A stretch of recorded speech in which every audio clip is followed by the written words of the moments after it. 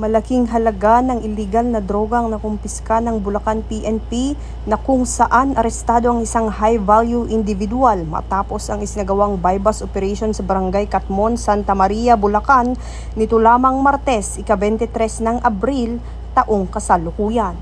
Kinilala ni Police Colonel Relly B. Arnedo, Provincial Director, Bulacan Police Provincial Office, ang naarestong suspect na si alias Miyong, 51 anyos, may asawa, walang trabaho at residente ng Kalye 11, Barangay Catmon, Santa Maria, Bulacan.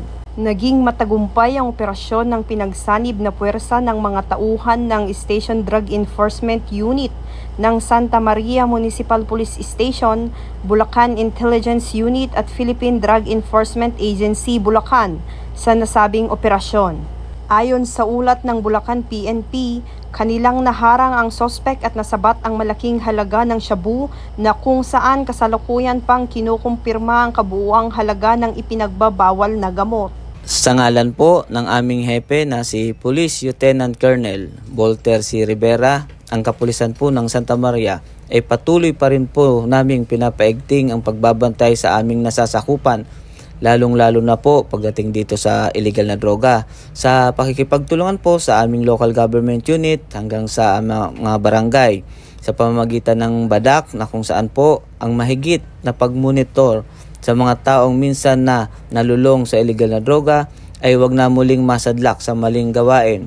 Nang dahil po dito, ito po ay nagbunga ng magandang relasyon mula sa ating kapulisan at sa ating mga dating naging biktima ng illegal na droga na naging daan para kami ay mabigyan ng impormasyon sa mga taong kahinahinala na may illegal na gawain na kung kaya't ang mga ito ay agad naming napag-aaralan sa maaari nilang kinakasangkutan na isa na po sa magandang naging bunga nito ay ang pagkakahuli po dito kay alias Miyong.